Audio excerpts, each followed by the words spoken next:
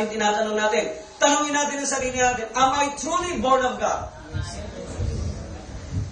Anong sagot ng sarili niya? Yes. Maybe, somehow, sometimes, somewhere down the road. Hello? Are you listening? Amen. God does not want you to be deceived. Ayaw ng Diyos na ikaw ay madaya. Ayaw ng Diyos na ikaw ay madaya ng sarili mong kaisipan ng iyong sariling kalooban. Let the Word of God gives us assurance. Let the Word of God gives us confidence regarding this important spiritual issue. Amen? Hayaan natin ang salita ng Diyos ang magbigay sa atin ng katiyakan. Magbigay sa atin ng gabay at kaliwanagan. Am I truly born of God? What are these three important truths? Number 1, sa verse 1, tingnan niyo po mga kapatid. Sa verse 1. Sabi po dyan, 1 John chapter 5, verse 1. Tingnan niyo po sa Bible niyo. Whoever believes that Jesus is the Christ is born of God, and everyone who loves Him, who begot, also loves Him, who is begotten of Him. Ang unang-unang mahalagang identification na ibinibigay sa atin ng lingkod ng Diyos na si Apostol San Juan sa kanyang sulat na ito, sa kanyang aklat, hindi lamang sa mga Kristiyano sa kanyang kapanahunan, maging sa panahon ito ng Kristyanismo. Number 1 important truth that we must know and understand and discover if we are truly born of God. Number 1, ang sabi niya, those who believe that Jesus is the Christ. Yung mga naniniwala na si Jesus ang Kristo. Sila ang mga ipinanganak ng Diyos. Amen. Hello? Amen. A person who is born of God 100% believes that Jesus is the Christ. Pag meron kang pag-aalinlangan sa isipan mo kung si Jesus na ang Kristo, medyo alinlangan din ang iyong katatayuan kung ipinanganak ka nga ng Diyos. Listen, brothers and sisters, to believe that Jesus is the Christ means to align our life to Him. Means to submit our life to Him. Listen, if we believe 100% that Jesus is the Christ, it means your life, my life, our lives is in alignment with the life of Jesus Christ. Yung buhay mo, yung buhay ko, ay hindi magkasalungat sa buhay ni Jesus, kundi magkaayon. Kumbaga sa daan ng tren, hindi pwedeng magkahiwalay.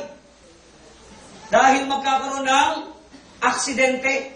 Kumbaga sa daan ng tren, kinakailangan, ano po? Magkaayon at magkapantay. Ibig sabihin, magkalapat. Sabihin natin magkalapat. Ito po ang ibig sabihin ng believe. Paglalapat ng ating buhay sa Panginoong Yesus. The word believe in this verse came from the Greek word pisteu. Sabihin po natin lahat, pisteu. Na ang ibig sabihin, dito ho kinuha yung salitang Ingles na paste. Pisteu. Ano bang? I-paste mo. That is Greek word, pisteu. Dito ho kinuha yung salitang Ingles na paste. P-A-S-T-E. Ano ba gamit ng paste? To paste? Ano gamit ng paste? Pandikit. So, ang ibig sabihin ganito, makinig po kayo mabuti.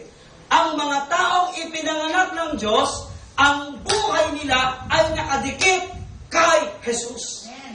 Yun ang ibig sabihin, no?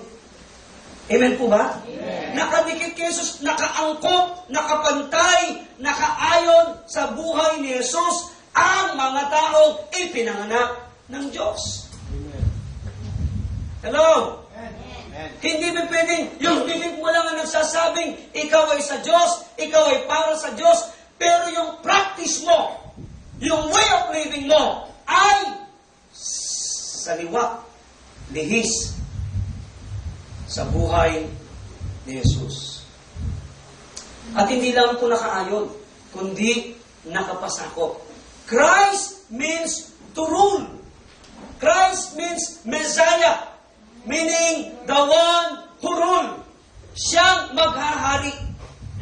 Ang buhay po ba natin, talagang pinaghaharian ng Panginoon? Amen. Mga magulang, mga kapatid, ang buhay natin, hindi lamang dapat espiritual ang pinaghaharian ng Panginoon. Dapat lahat ng aspeto sa ating buhay, si Kristo ang naghahari. He is the one who rule. Amen? Amen? Why? If Christ is not the Lord of all, He is not the Lord at all. Kung merong bahagi sa buhay mo, listen, na hindi si Kristo ang nakapaghahari, hindi si Kristo ang nakapangyayari, kundi ang sarili mo, hindi siya talaga Panginoon ng buhay mo. Because when we say Lord, He controls everything. Amen? Everything is subject to His Lordship and leadership. Ito ho ang sabi ni Juan. Those who believe that Jesus is the Christ are born of God.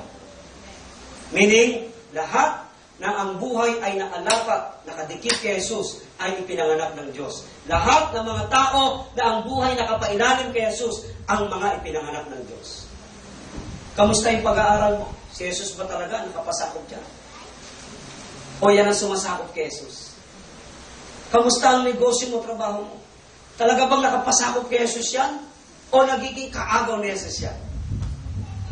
Hello? Kamusta ang buhay natin?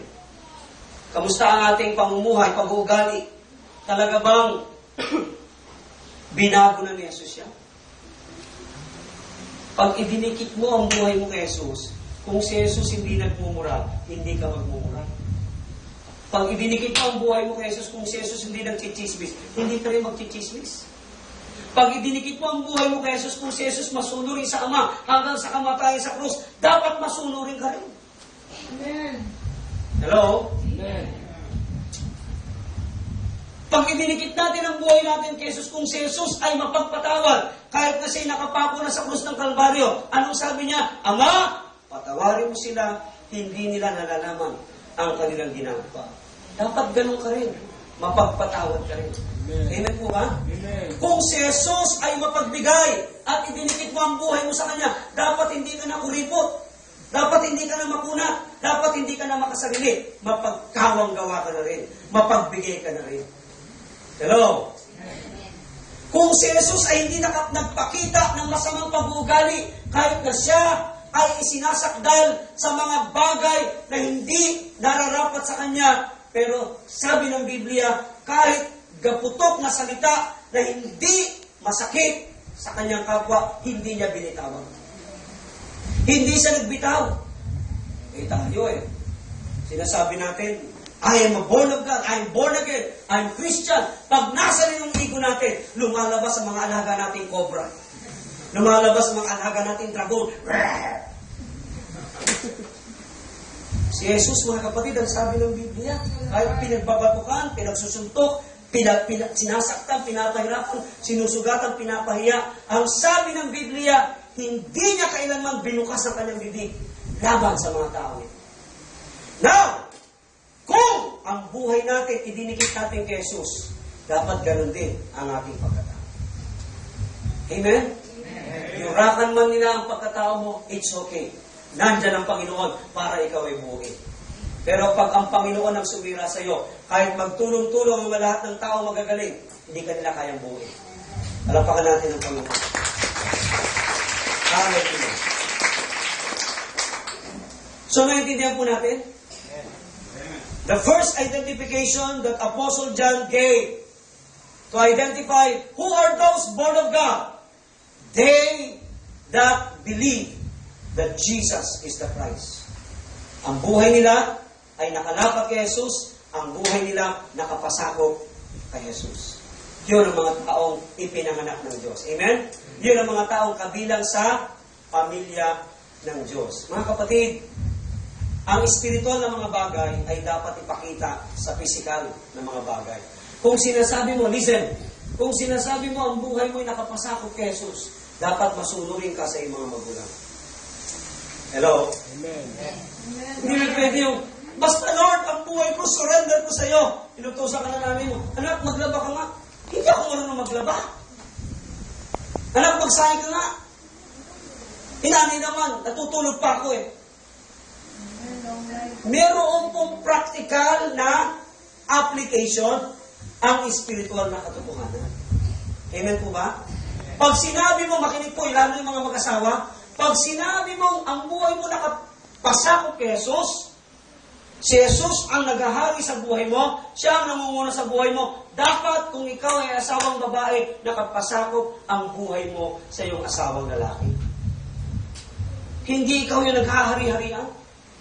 Hindi ikaw yung nakikipagsuwagan sa asawa mong lalaki. Tapos sasabihin mo, ang buhay mo nakapasakop kay Jesus. Oh, come on. Sabi mo nga sa katabi mo, oh, come on. Oh, come on. You see? Meron pong practical application ang bawat spiritual truth. Pag ito'y nanatiling spiritual truth without any application, alam nyo kung ano tawag dyan? Hypocrisy. Haplastikan yan. Amen po ba? Umaawit ka sa Panginoon, nagtataas ka ng kamay, simba ka ng simba, pero hindi makita sa maliit na unit ng society, sa pamilya mo, ang katotohanang ikaw nga ay ipinanganak ng Diyos. Hello? Mahirap po na ang simbahang ito'y mapuno ng mga taong plastic. Mahirap. Di baling ko konti kung lahat ay totoo. Amen po ba? Aanin natin ang marami kung lahat naman karamihan ay plastic. Halapakan natin ang Panginoon.